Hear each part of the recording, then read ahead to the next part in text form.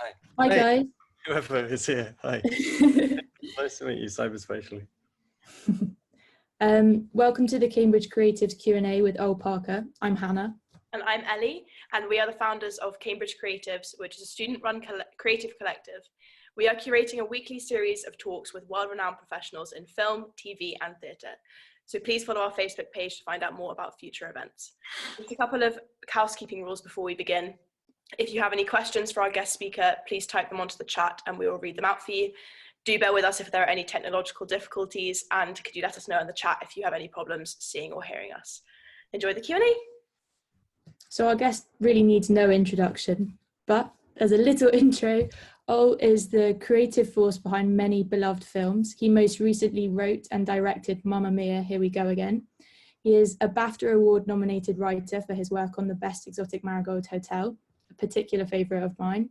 And he was also the writer of the heartbreaking film Now Is Good, as well as the second Best Exotic Marigold Hotel.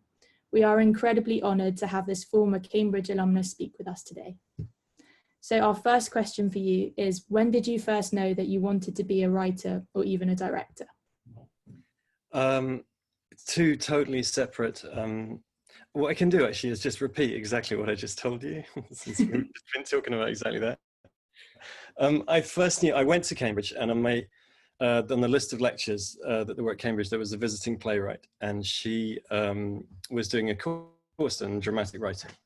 And a friend of mine that was already at Cambridge asked if anyone was interested in going, and I was like, all right, yeah, sure, why not? And so I went along, and she talked for a while about writing, and I can't remember any of that.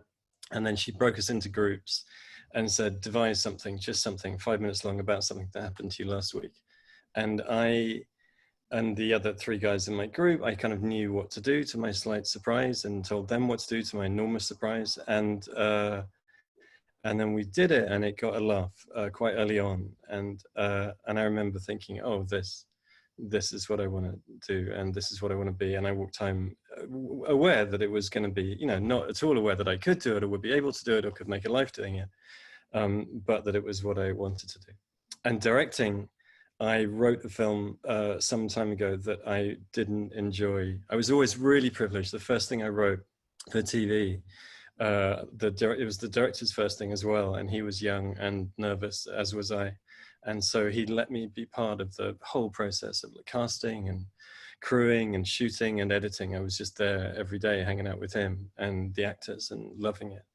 And so that became the pattern of my career. Everything that I wrote, I would be part of. And then I wrote something, and the director's a really sweet guy, but we just didn't, the film that he saw wasn't the film that I saw, and I found myself actually just getting in his way. It was counterproductive arguing for the things that I wanted, because they were so radically against what he wanted that I had to just hope he had a vision, that was at least consistent. And so I wasn't there as much.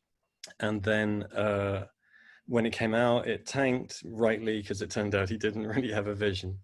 And so as a result of that, I started writing a film on spec, which I was kind of surprised at, because I didn't have much money at the time. I had a wife who earned money, and she was like, just do that, just figure out what you want to do, and don't sell it too early. And then halfway through the movie, I thought, oh, I know what I'm doing. I'm going to attach myself to this. And if nobody wants to make it, that's totally cool. I totally understand. But if they do, then they've got me with it as director. And so we did that, and I did that, and then since then I've kind of juggled both, really. If it was a little movie, if it was a small thing with like two people in the room, then it might be something that I could do. And if it was any bigger in scope or ambition, then I'd very happily leave it to somebody more talented, which was the case with Mamma Mia as well. I got the gig as a writer, and had a hilarious time writing it, and assumed that that would be my job done, and that it would be, Rob Marshall or, one of those big guys. And then they asked me to do it. I'm not sure if other people turned it down, or it was sort of floating around for a month or so. And then, and I had to pretend that I was thrilled while thinking, I can't do that. That's terrible. That's terrifying. So, and I would never have written a dance sequence on 14 boats if I'd known that I was going to be the one calling action on it. So that's, sorry, a long answer, but two different answers. A great answer. We wondered if your time at Cambridge and involved in the Cambridge theatre scene prepared you for the industry, or was it just a bit of a shock when you had your first job out of uni? to my surprise, I think it prepared me incredibly well. I mean, I was really lucky. I had a really brilliant creative year that I was part of, and a really brilliant creative group of friends.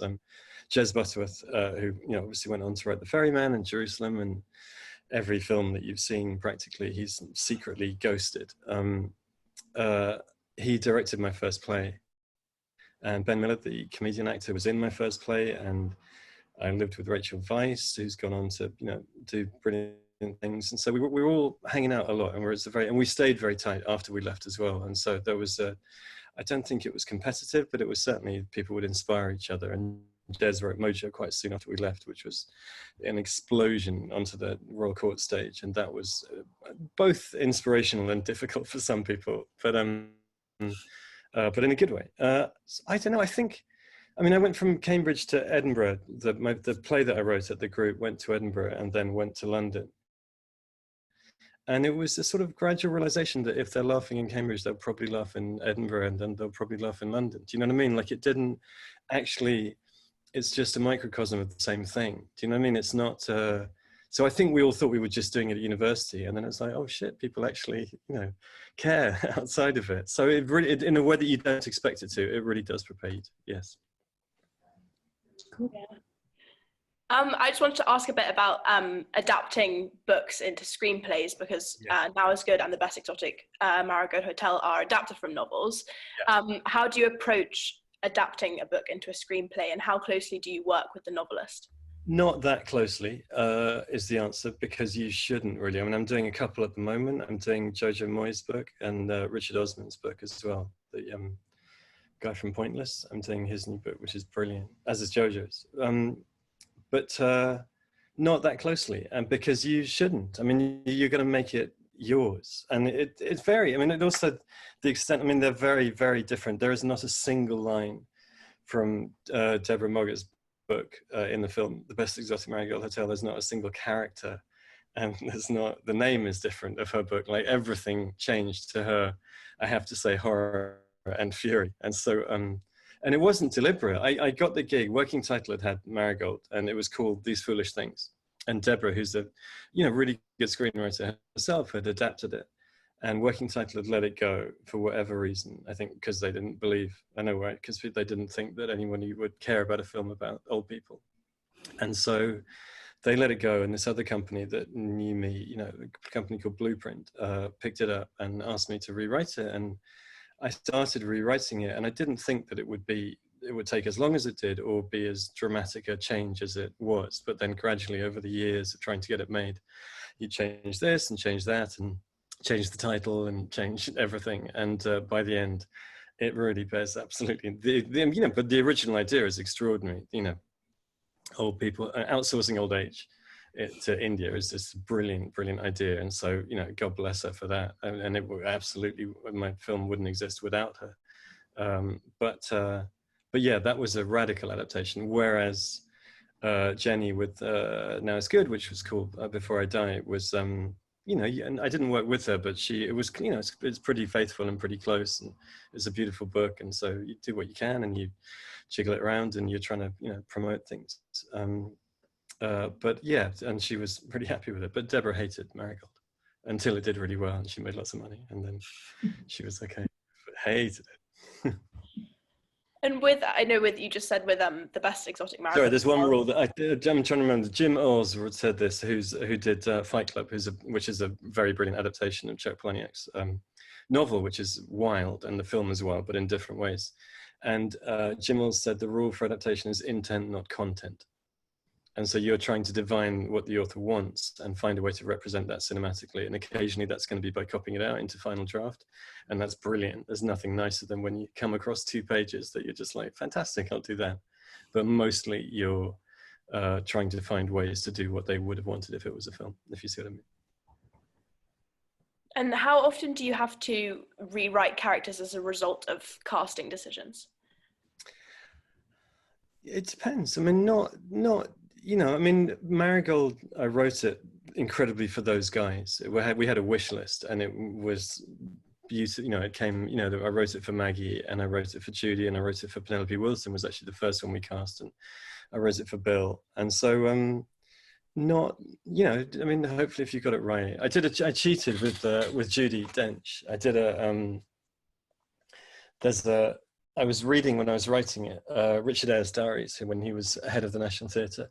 And when he's directing Judy in Hamlet, she's playing Gertrude. And on the first night, she sends him a card and it says, "What larks, Pip?" A quote from Great Expectations. And so I put that on page 18 of the script. She's just at a bus. She's just arrived in India. She's getting onto the bus. Bill Nighy's character helps her onto the bus. And she says, "What larks, Pip?" And he goes, "Let's hope so." And that's the scene. And Judy, because her eyes aren't great, she doesn't read her own scripts. Her daughter Finty reads them for her, and her agent reads them for her, and then tell her what she thinks. And so she was having breakfast a few weeks later, and Finty was reading the script, got to page 18, and went, "Oh, you must do this, Mum. She talks just like you." So that was my sneaky dodge to get Judy. Amazing. But yeah, and then years later, we were sitting at the bus station in India, in Jaipur, waiting to shoot that scene. And I was sitting next to her, and she went, "It's funny, you know, because I actually say this in real life," which was obviously my chance to go, "Yeah, no, I know," and but I didn't. I was just like, "Oh, really? Shit, that's amazing." But no, I mean, you know, if you have to, then great. I mean, if the character changes, or if it's someone that can't do an accent and only can do their Liverpudlian accent or whatever, then, you know, go with that. But in general, you know, you work with them, and if something's uncomfortable, then you'll change it. But I mean, I try, and it's harder, weirdly, when I'm directing. To ask people to say my lines. I really rely on the director going, "I think what you'll find is what Ol wrote is rather good." Richard Gere, for example, can't say a line that you've written. He just, you know, politely, comfortably, charmingly refuses and says something totally different. And it's fucking annoying. And what's really annoying as well is what's weird is that when he's doing Marigold too, and he's lovely, he's a very nice guy, but he'd just say his own thing always. And it's on a different rhythm to everybody else, but also because they're all such brilliant old pros and they're used to working with theatre, you know, they're used to doing plays with mostly dead writers. And so you don't get to tweak the dialogue with the writer. You just say whatever's on the page and you make that work. So that's their bent, do you know what I mean? And so they would just say whatever I've written, however shite. And Richard would say something completely else, so that he would, you know, come into the scene and he'd go, you know, "It's a beautiful day," and someone would say 4:30, and it would be like, you know, "Richard, you've got to ask the question. Like, you can say whatever you like, but in the end, you've got to ask what the time is, because they're not improvising. They're not going with you on this." Yeah. Maggie Smith originally called him Top Gear, and then by the end, she called him Bottom Gear. Sorry, that's between us. No, that sounds so exciting that you've managed to, you seem to get very lucky with your work being picked up and also getting the cast that you dream of. But how have you dealt with your writing being rejected or picked up and never developed? Well, there's a Churchill quote. Churchill defines success as the ability to move from failure to failure without noticeable loss of enthusiasm. And I think it's tough. I mean, it's really tough. It's tough, you know, it's tough always, and it's still tough. It gets a little bit less tough because it keeps happening. But I mean, it's a weird gig. Screenwriting is a weird gig. Everything else that you do, if you write a novel, even if nobody wants to publish it, you've still got a novel. It exists as a form. A screenplay isn't anything. There's a philosophical theorem, which goes that a bomb isn't a bomb until it explodes. It's a device until its moment of actuality, when it becomes a bomb. And a screenplay is not dissimilar to that. Like, no one reads screenplays that, you know, just, "I've written this brilliant film. Do you want to read it?" I'm not going to show my dad my film and get his encouragement. You know what I mean? And so it only exists when someone decides that it should exist. And then it only exists as the product of 500 other people working on it with you. It only exists as part of the step on the journey. Do you know what I mean? So it's not an art form in and of itself, even though it is a skill, because it's so unindividual, which is both beautiful and frustrating. And so the ones that, and also, you know, any successful screenwriter, I know, I'm lucky enough to know Nick Hornby, who, you know, he thinks 1 in 7 of his screenplays, and he's fucking great, you know, 1 in 7 of his screenplays get made. And so failure is hardwired into, you know, I'm going to be sacked off the JoJo film or the Richard Osman film. It's like one of them will end badly for me. Do you know what I mean? At least one of them, probably both. And so, you know, you just get used to that, I guess. But it's really hard. And it's at the beginning, it's really, really hard. But you just crack on, you know. I mean, there's nothing else to do. You just crack on. That's a terrible answer. That's Fuck But there's really nothing to say because it happens. I mean, I think if you know that it happens, then, and sometimes they're right. There's a Groucho Marx line: when 10 people tell you you're dead, lie down. You know, sometimes it's shit and you should be told that it's shit and you haven't done a good job, and that's okay. And then you pick yourself up and do something else. I'm really impressed that you have such a hands-on role as a writer, especially on the Best Exotic Marigold Hotel films. You have spoken about how you had a really close relationship with the producer and the director. What was it like working with them? And did you almost feel like a producer yourself, having been part of the process from so early on?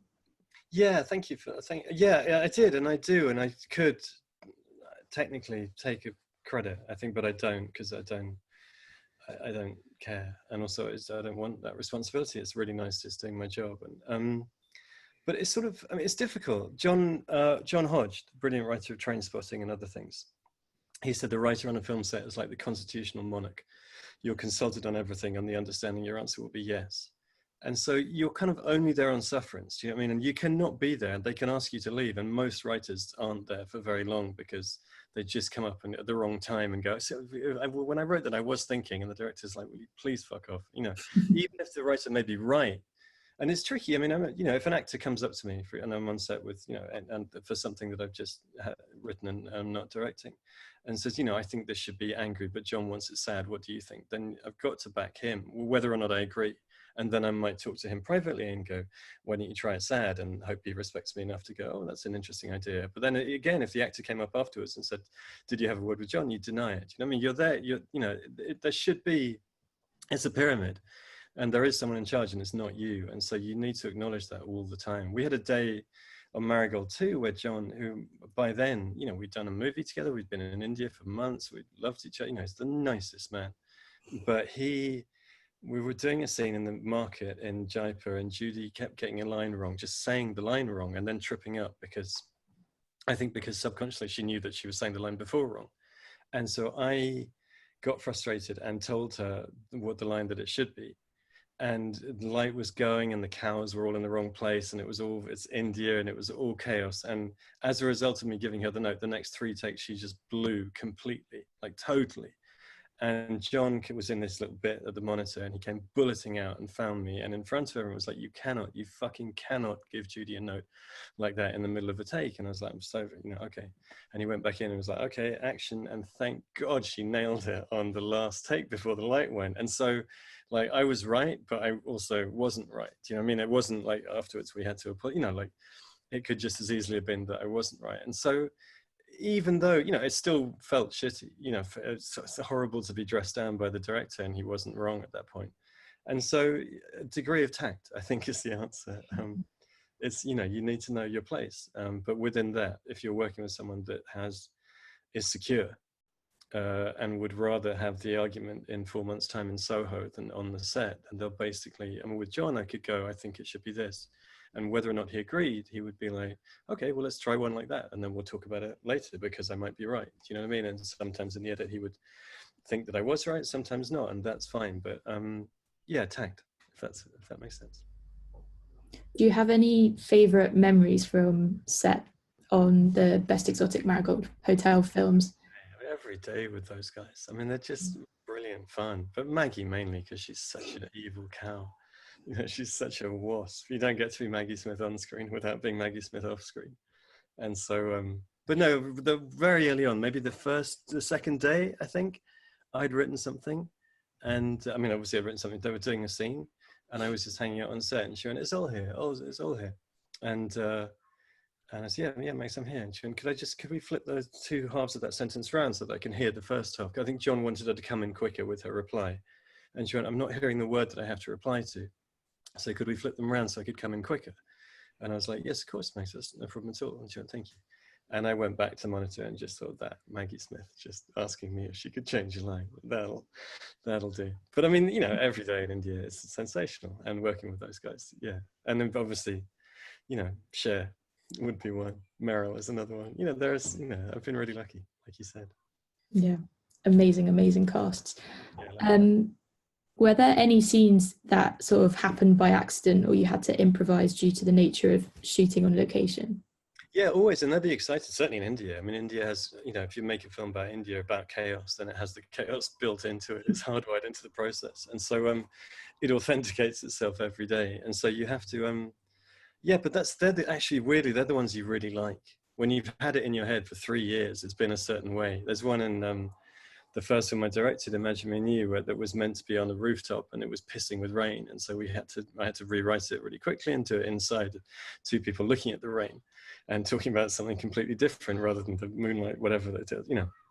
And actually, it's kind of your favorite scene in the movie, not necessarily anybody else's, but it has a kind of energy to it and a momentum to it, like when something goes wrong on stage for an actor, or there's something unexpected happens and they suddenly respond to that.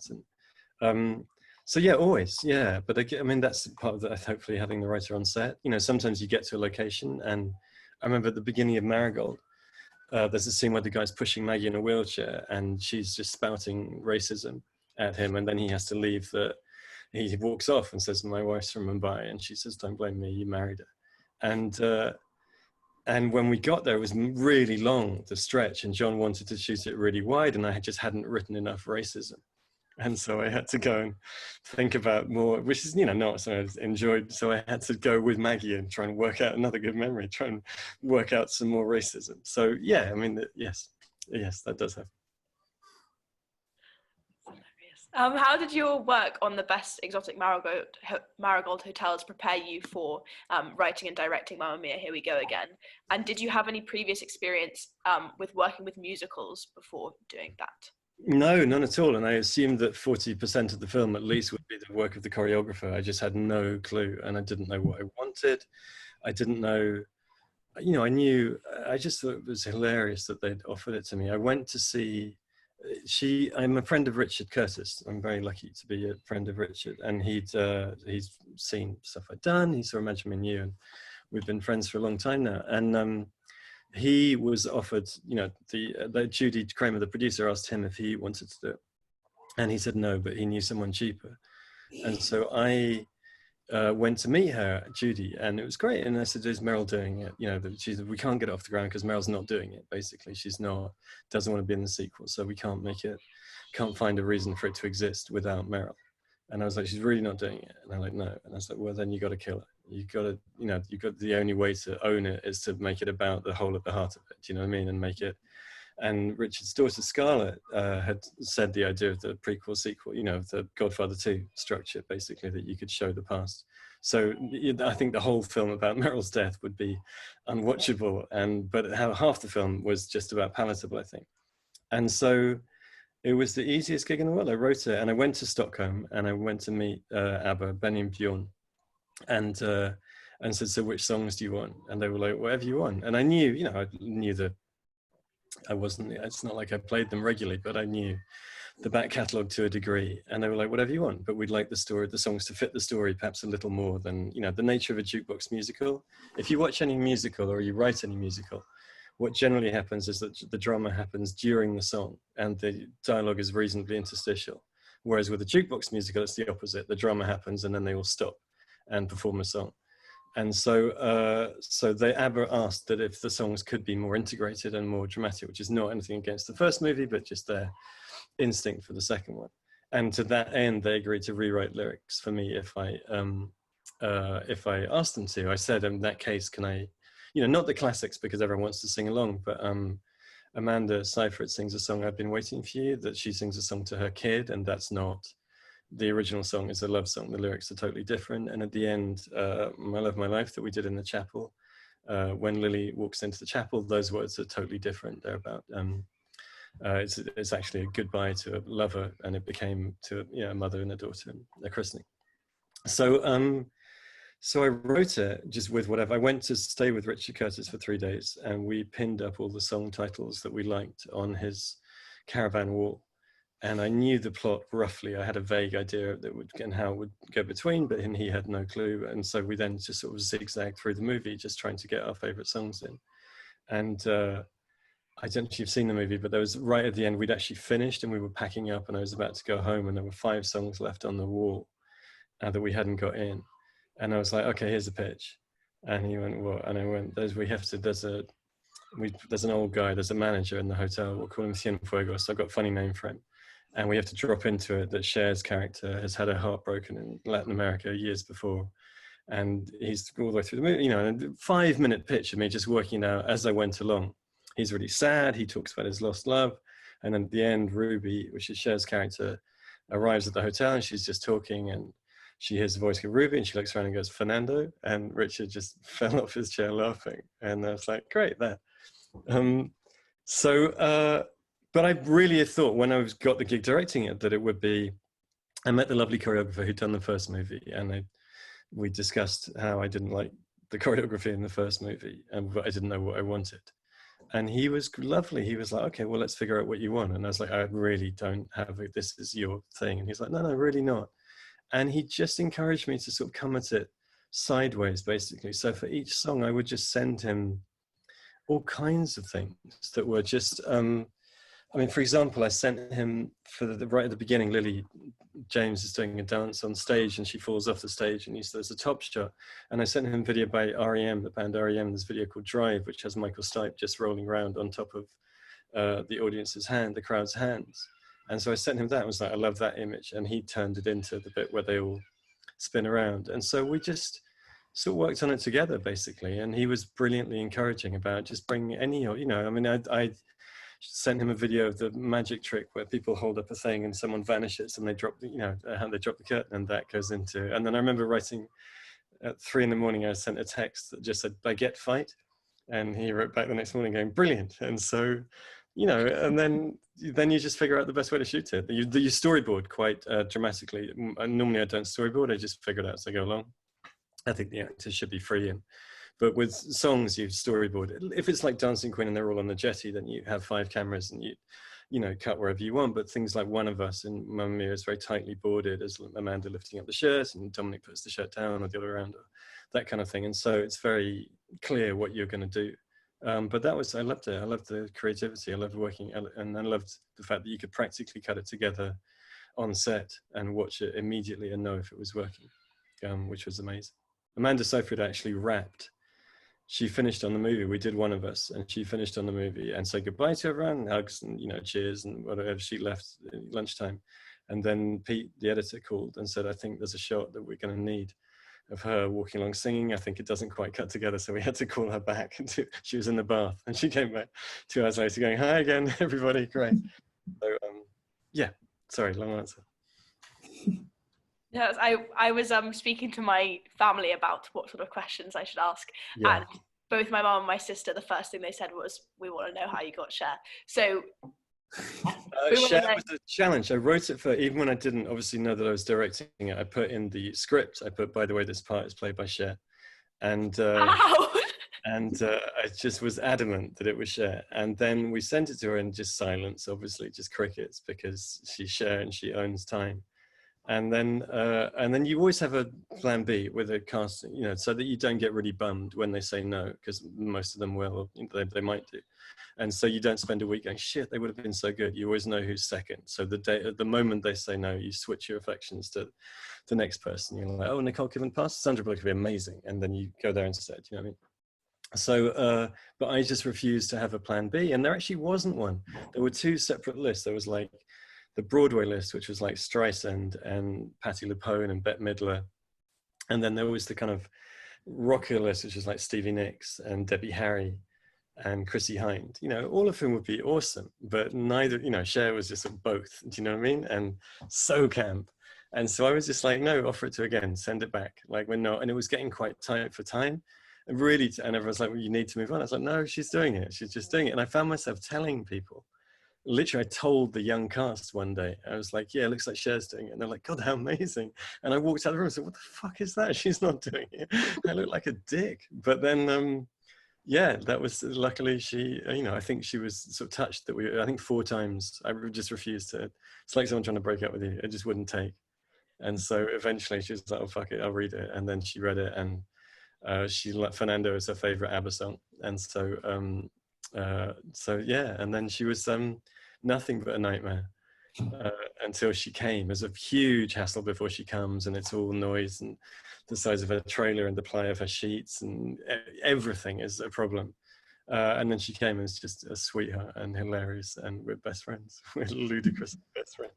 She was 74 the other day. Yeah, she was. I went to her birthday last year, and on the cake is a big picture of her, and underneath it said, "I'm Cher, bitch." For a 73-year-old, that's pretty great. Yeah, it's amazing. So that's how we got her. Just luck and persistence and luck, and more luck. And only she can say that. What was it like working on location for Mamma Mia? Sensational. And we were there. It's really nice to go to a small island and to go to one place and just take it over. It's really lovely. And so, and to go anywhere, to create your own community is amazing. You know, we went obviously in India. It's an incredibly tight-knit group that we took, and all the old actors knew each other really well anyway. So they'd all have dinner together every night at the hotel, which was just the loveliest thing, you know, telling stories and hanging out and being incredibly supportive as well. I'd be, oh, I hear you were amazing today. And, you know, and, but yeah, we went to Croatia, and I mean, Mamma Mia is tricky for me because there's very few things I think more boring than watching someone on screen have more fun than you're having watching them. Do you know what I mean? And so on the other hand, it should feel like a party, and it should feel, you know, everyone should feel free and loose. So you're trying to simultaneously like throw a party and have a really good time. I mean, I remember in those Dancing Queen, the very last minute, and I knew I was going to do this, but I didn't do it till the very last minute. Colin and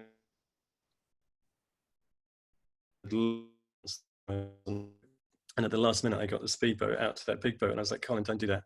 Just do whatever you want, like hang from the riggings and conduct, and you know, just play basically. Just and then do if you want to waltz together, that'd be great. This is all with a megaphone, and they're like, okay. And so then, as a result, they're much kind of freer and looser doing it because. And then the boat was just turning around, and I turned back and went, oh yeah, do the Titanic thing at the beginning. And then what? And I went, do the Titanic thing. And they're like, okay. And I'd known, you know, for weeks that I wanted that gag. But yeah, there's something about, so you're trying to sort of make it loose and improvisational as well as obviously a vast degree of choreography.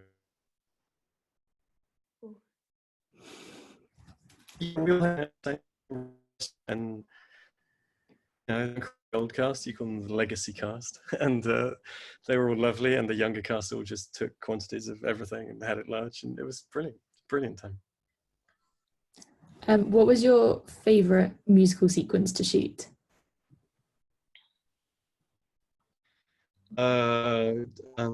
Super Trooper at the end.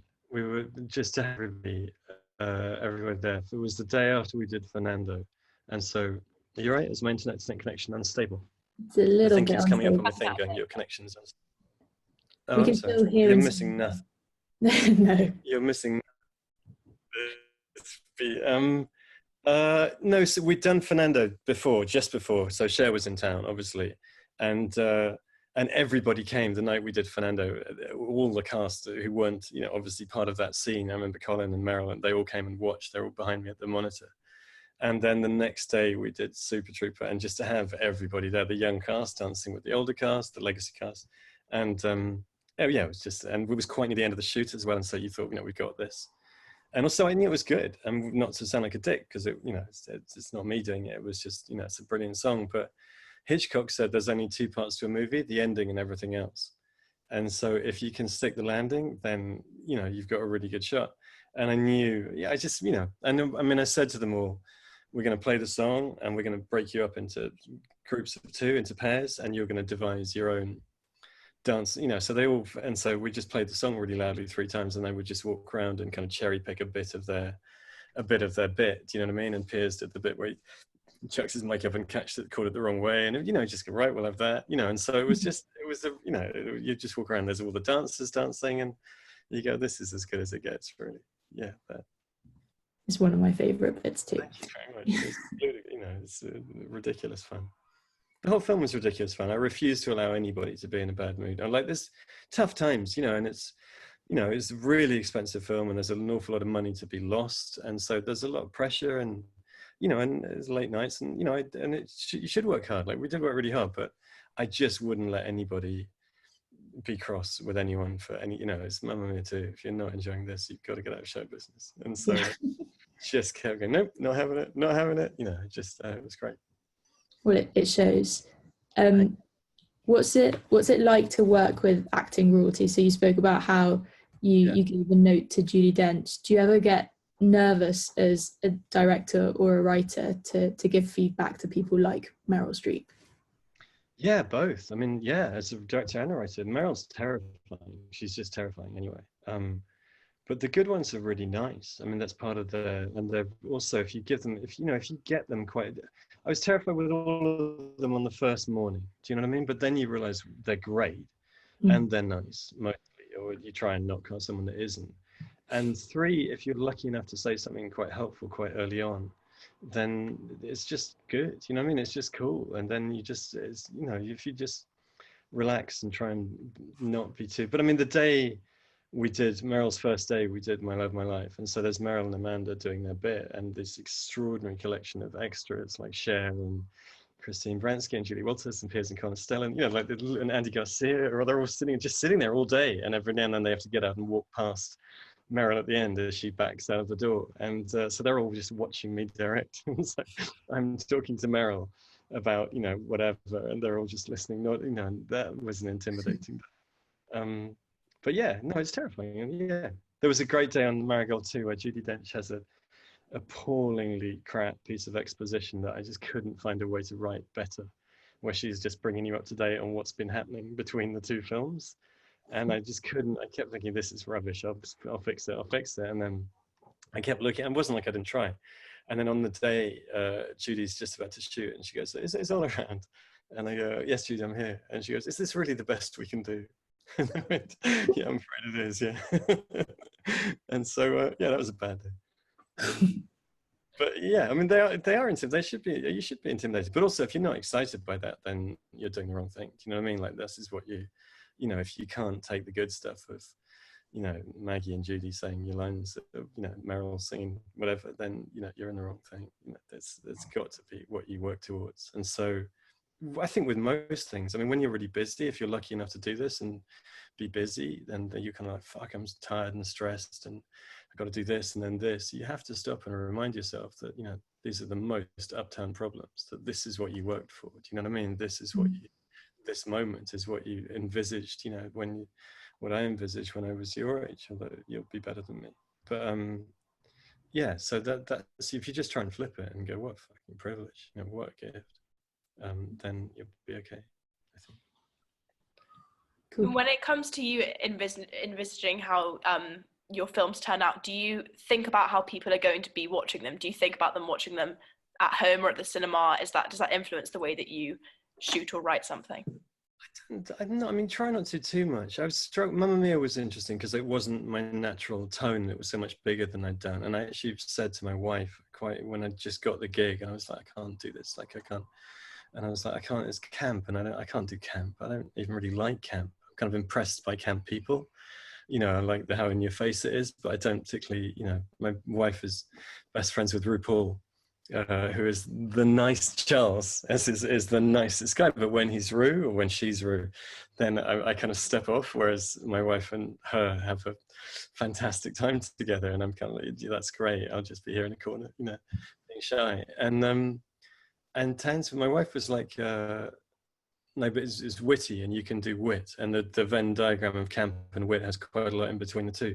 But I think if you try and make something thinking, it's not like, oh my God, I'm following my own artistic vision incredibly closely, because you hope that what you want aligns with. If you write something that you think's funny and no one laughs in any cinema around the world, then it's arguable whether it still counts as funny. Do you know what I mean?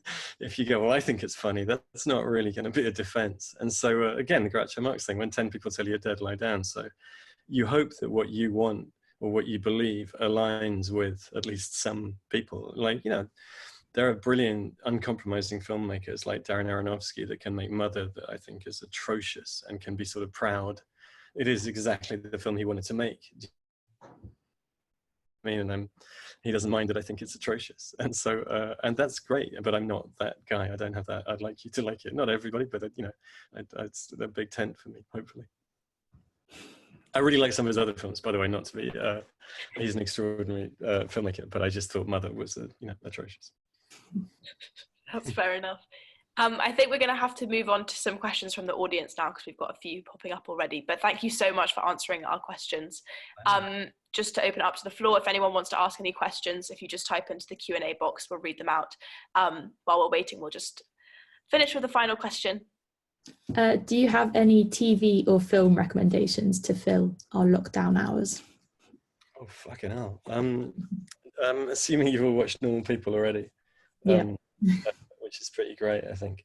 Well, the guy who taught me most about writing are the two. One is Sorkin, obviously of The West Wing, and Best in the West Wing, but other things. And but the thing that taught me most about film writing, I think, was Kenneth Lonergan.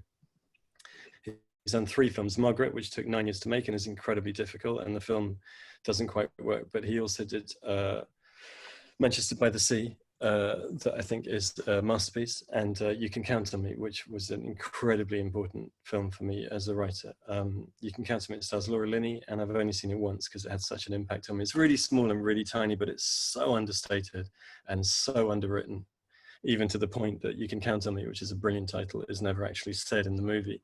But someone goes, remember what we always used to say? And Mark Ruffalo goes, yeah. And you're like, I know what it is, because, but that's a sort of metaphor for how beautifully underwritten the whole film is. And it taught me so much about what you don't need to say, what you don't need to explain. So if you want to learn writing, Kenneth Lonergan. And his plays as well are masterpieces. He's a genius. Thank you. Zoe Black. Zoe Black's only just joined. You missed nothing, Zoe. Ellie, do you want to ask the first question? Yeah, let me pick one. It's all right, Zoe, it's fine. This is a really great one. Did you learn to write screenplays simply by doing it, or were there any particular methods? I know you said that you went to a class, but were there any sort of tips? No, I learned by doing it. I was really lucky. I wrote the play that I wrote, went to Edinburgh, and people came, and someone from the BBC came. And in those days, they had a bit more chance to, a bit more freedom, I think. And there were things called Screen Twos, which was on BBC Two, and it was on a Sunday night, and it was a 70-minute single drama. And they paid me £6,000 to write one. And I didn't have to say what it was.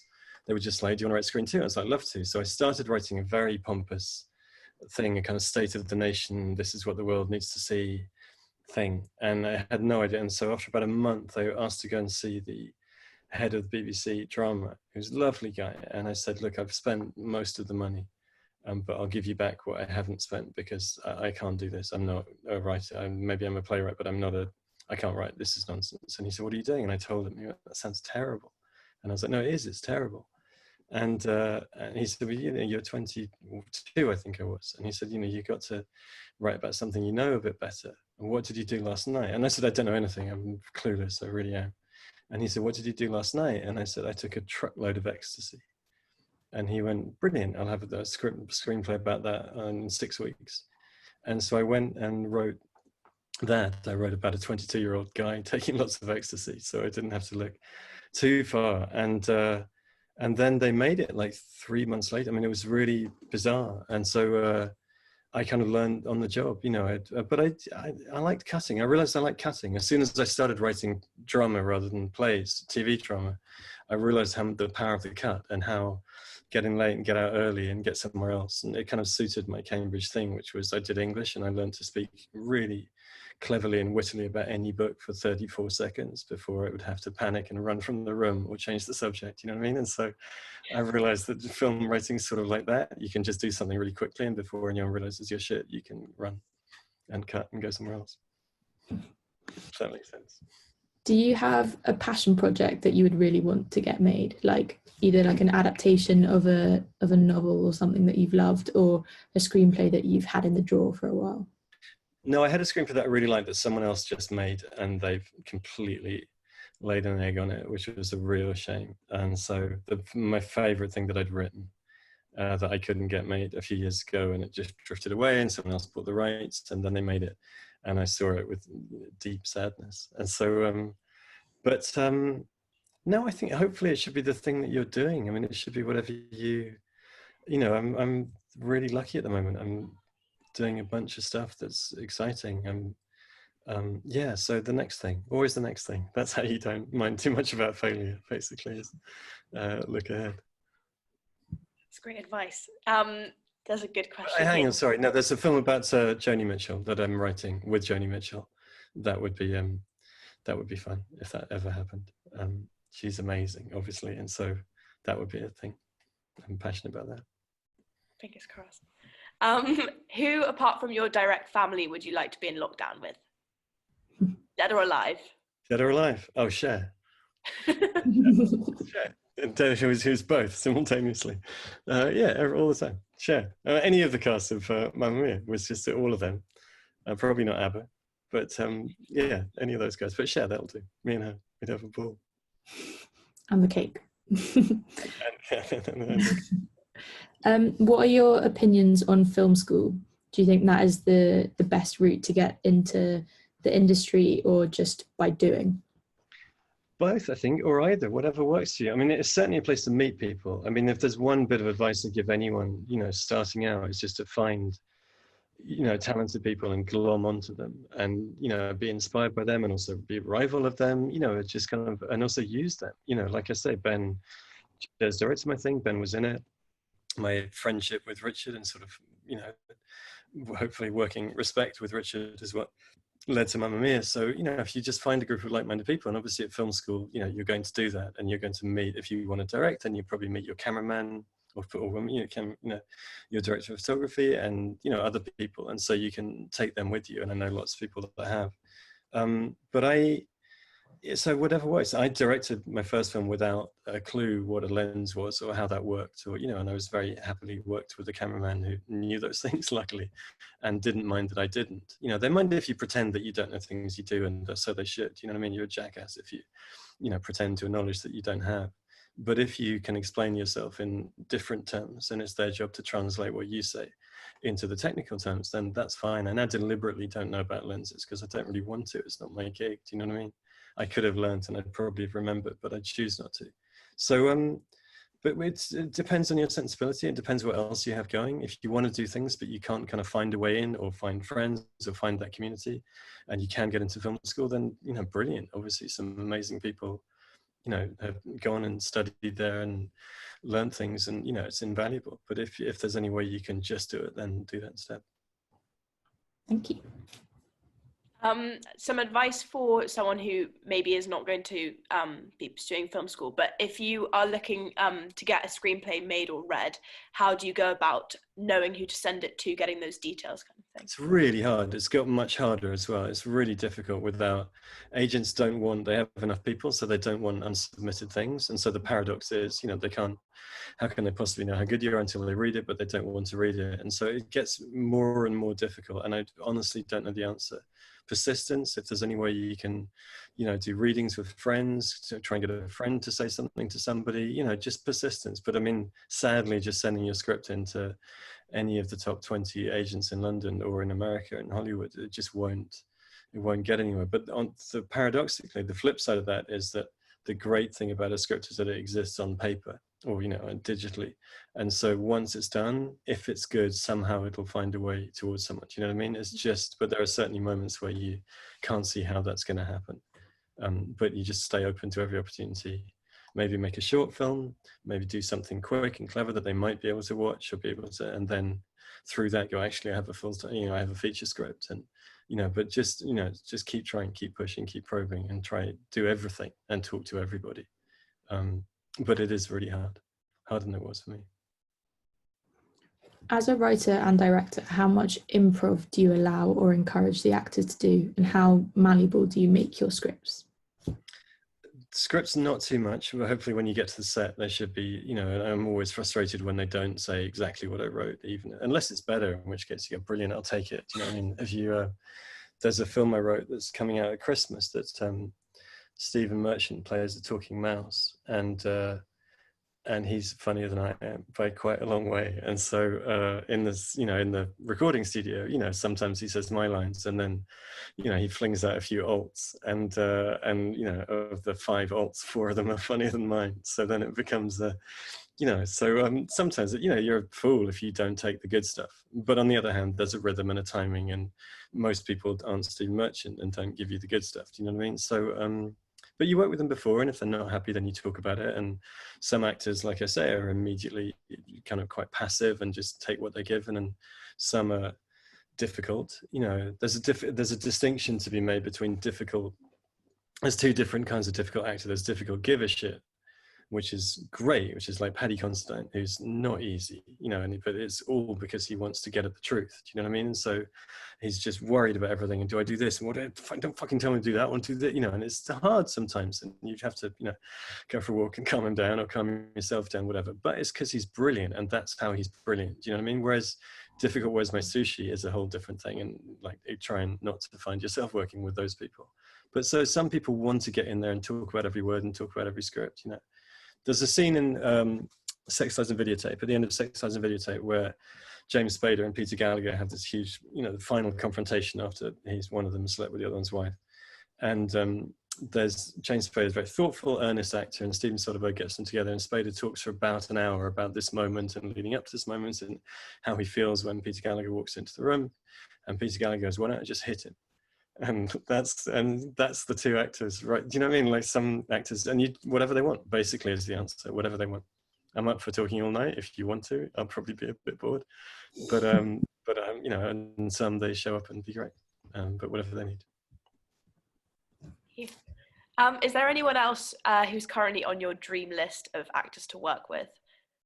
Sorry, I lost you. Froze for a second. Say again. Can you hear me now? Yeah. Is there anyone else who's on your dream list of actors to work with? Tony Hopkins is in a TV show with my wife at the moment, and he's brilliant and hilarious and lovely, and yeah, him. He's tough. He's and otherwise Tom Hanks. He produced Mamma Mia, and I wrote a film for him a few years ago that didn't happen. Nearly happened, and that was frustrating. So him, yeah, those two. Aim high, fuck it. Tony Hopkins and Tom Hanks. That'll do. It's a good list. What attracts you initially? Maybe Meryl not just singing. Meryl saying words as well, that would be, rather than just singing ABBA songs. Sorry. Yeah. What? Good answer. What attracts you to a project or an idea, whether you're being brought on as a writer or a director? I don't really know. There's something that you feel. It's not that you think you can do it better than anyone else, because I would never think or say that, but it's just something you feel you can bring to it, something that you get about it, or something that you understand about it, and it makes you genuinely proprietorial. I mean, I still write, you know, the film that's coming out at Christmas, I didn't direct, and I'm very happy to have written that for somebody else, and I never wanted to. It's an adaptation of a book by Matt Haig, and I never wanted it, you know what I mean? And so, but I felt like I could write it, okay. So just, you know, but you just know, you get a sense, you hear a story or someone gives you a one-line pitch, and you're like, oh, that's mine. There's something, I mean, it generally speaks to something. Now it's good. A friend of mine had died a few years before, and I knew that I wanted to write about grief. And I wasn't quite sure when or how. And then, you know, Now It's Good came along, and it's totally different in every way, but somehow that film's written for my friend Gavin. And I'd fallen in love with my wife at first sight, and that was weird and confusing for both of us, and you know, messy and brilliant. And so in Imagine Me and You, it's about love at first sight, even though it's two women and totally different circumstances and everything, but it was a sort of exploration of that. So it's just some part of you, something speaks to something in you, or in the case of Mamma Mia, just fun and cash. Fun and cash was why I did that one. So yeah. We probably have time for one more question, I reckon. Yeah. You want to go for the last one, Hans? Ooh, no pressure. I'm trying to find one. What is your relationship like with your director of photography? Is it collaborative, or do you tend to come to directing with a strong visual plan? No, it's intensely collaborative. I mean, all my relationships are collaborative, hopefully. I mean, I don't tend to know what I want visually until somebody shows me. So if so, you know, the production designer will be like, you know, which color, you know, what's the color of the carpet? And I go, I don't know, I don't care. But then they'll go, it's brown. I go, no, it's not, actually, it's green. And so, you know, so But no, I mean, it's brilliant. The collaboration is the point. That's the fun. You know, prep is the best bit of making a film. There are amazing moments on set where it's going incredibly well, but then, and people are dancing and, you know, whatever, there's a helicopter and everyone, you know, 14 ships are dancing to Dancing Queen. But then pretty much immediately you're thinking, what next? And how do I cut it together? And everything else. Whereas prep is just a sense of optimism and a whole bunch of different people coming together to make something exciting and believing in what you're doing. And so you're, you know, if you're not collaborating, then you're missing out.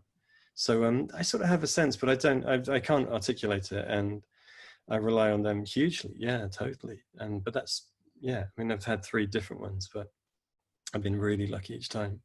And Bob, who shot Mamma Mia, will hopefully do the next. I'm going to do another one quite soon, I think, and he's going to shoot that. So yeah, but warm, lovely, friendly, collaborative, hopefully, as every relationship should be on set. Otherwise, yank them out. Got to be fun. Almost every film fails, either creatively. The greatest mistake that critics make is one of believing in intentionality. Anyone that does a 10 worst list can fuck off. You know, it's like no one sets out to make a bad film. If a film is like personally, politically offensive, then that can fuck it. You know, you can put it on your worst list. You know what I mean? If what it's espousing is genuinely horrible, then you can hate it. Otherwise, it's just a shame. Do you know what I mean? It's just a pity. It's not what they wanted to do.